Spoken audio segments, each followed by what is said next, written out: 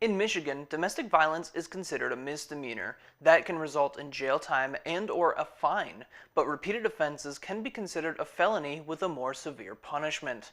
The civil and criminal trial attorney at McCurdy-Wiltilla Importius, Patrick Cherry, says that domestic violence is a simple charge, but it is still an important one to have an attorney for.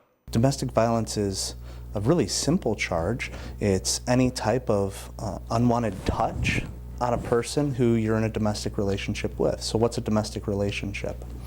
Domestic relationship can include somebody that you've lived with. It could include a spouse. It can include a girlfriend, someone you've been in a dating relationship with, or a boyfriend. And so as long as you've been in that relationship with somebody and then you touch them in a way that they don't want to be touched, it's a domestic violence. Some of the immediate consequences of domestic violence may not seem severe, but the lingering consequences can have a big impact later in your life.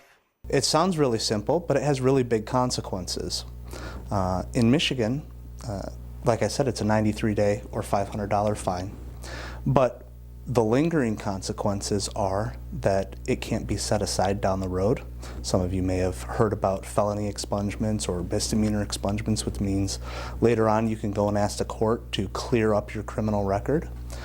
In Michigan, domestic violence can't be cleared off of your record. One of the most popular hobbies in northern Michigan could also be affected by what may seem like a simple domestic violence charge. It's a federal crime to possess or purchase a gun if you've been convicted of domestic violence, which could have very big consequences, especially up in the northern Michigan area where we enjoy hunting so much. Once again, it is always important to have an attorney to help you in one of these cases because they can help lower the punishment or wipe away the charge altogether. It's important to get an attorney to help you with your domestic violence case because they could work out a deal where you plead to a lesser charge, or they could also work out a type of a deferment program, which is where the court says, we're not going to punish you right now. We're going to put you on a period of probation, make sure you can behave yourself.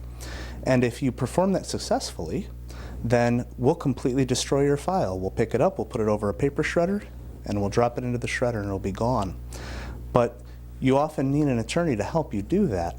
And so it's important to have someone help you so that down the road you don't have these other lingering consequences.